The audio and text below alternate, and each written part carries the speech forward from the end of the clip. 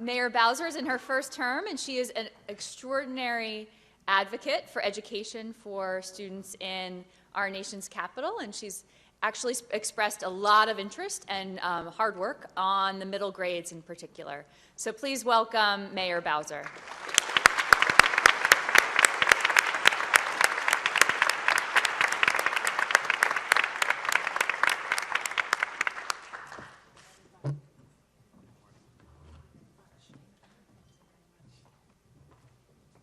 Well, good morning, everybody.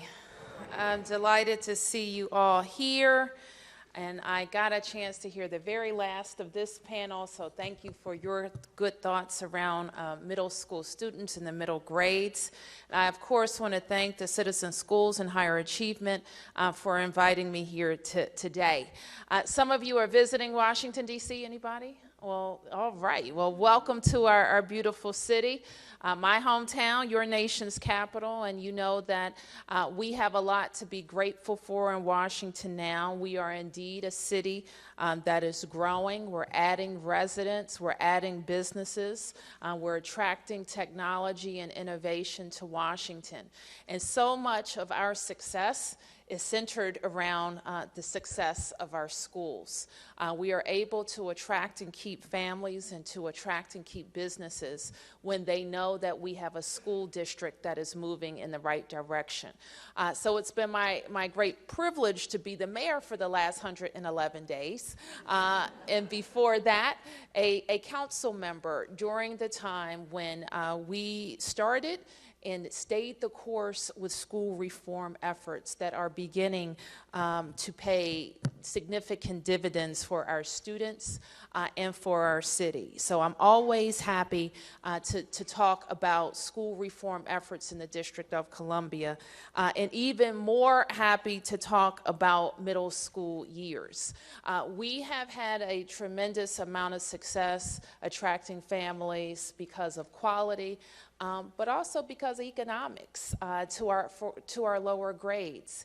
And it's our challenge now to keep them in our schools. We also know that we're dealing with parents that have a lot of choices, that are informed about their choices, and are making good choices for themselves and for their children.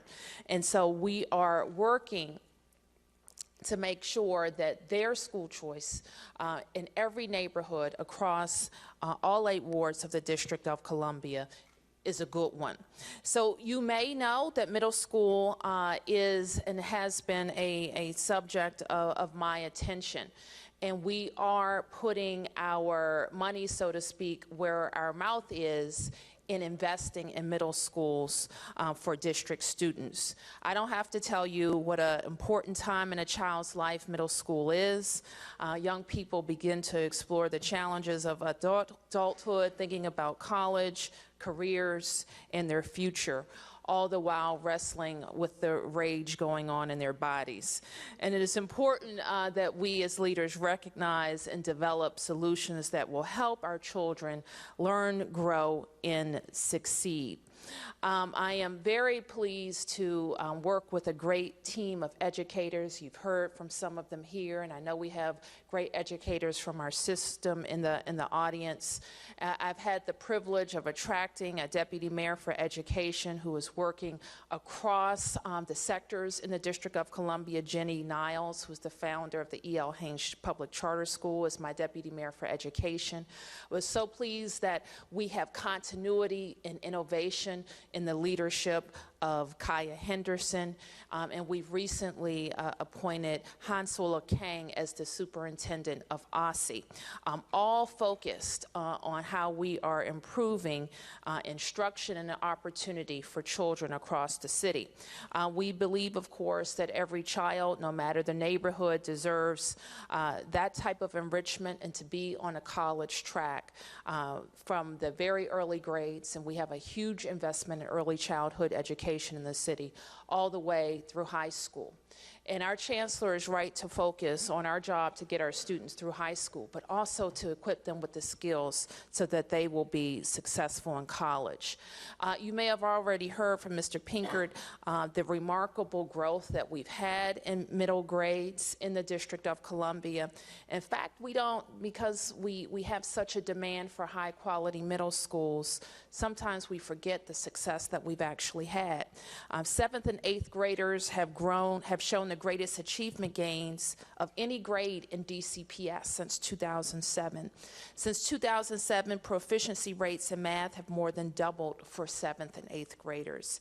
And since 2010, 7th and 8th graders have shown greater gains than any other grade in reading. And that's significant progress.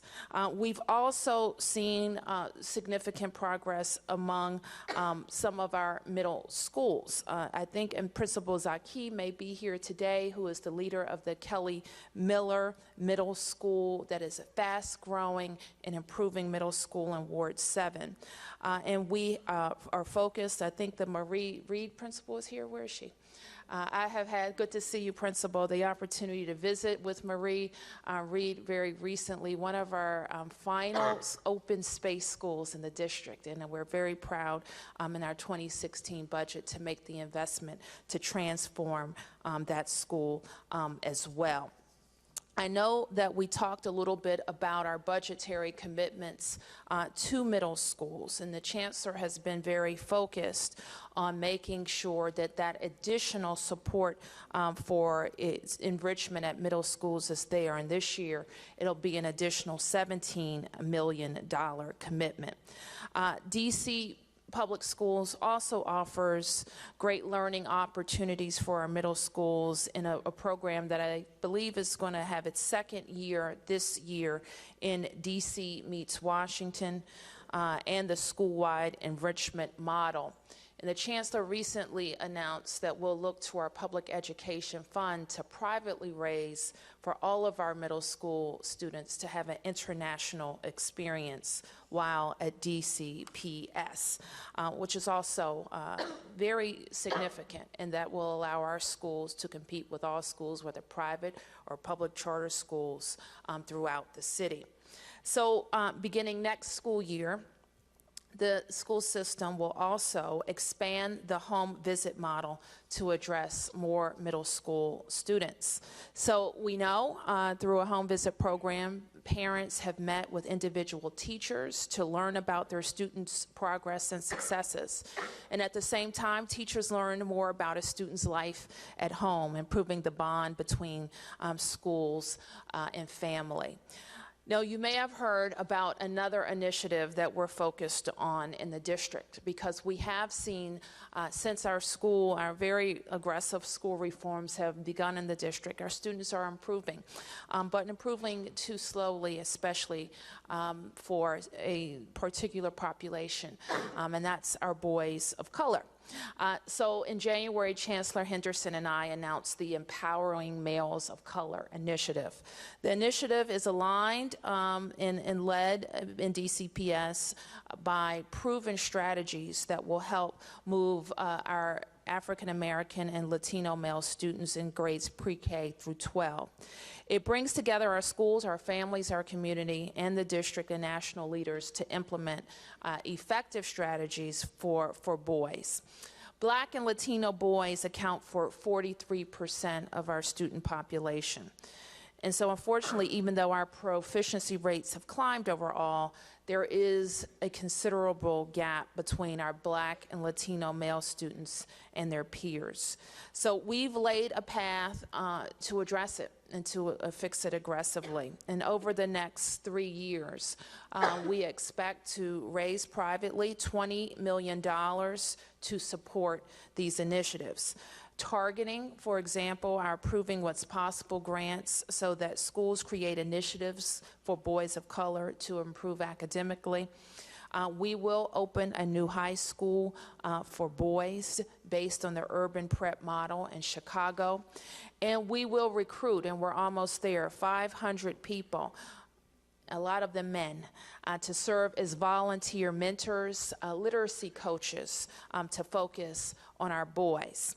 So we know, of course, that it takes a village, and the village has to focus not always in the exact same ways on all the children, but in the ways that the children need. And that is our focus moving forward. Innovative enrichment opportunities provided through expanded learning and in-depth partnerships brings teachers, administrators, parents, nonprofits, and the larger community together. And we will include our business and philanthropic sectors around the common goal of advancing youth achievement and development. We're also focused on high quality. And we want to make sure that all of our programs are judged against the outcomes that we wish to achieve. So I am proud of the progress we're making. I'm delighted that you share my urgency around improving middle grades and the quality of middle grades. I'm so glad that you're meeting here in Washington, that you're following what we're doing across all the sectors of our publicly funded schools, and I thank you for being here and your attention today.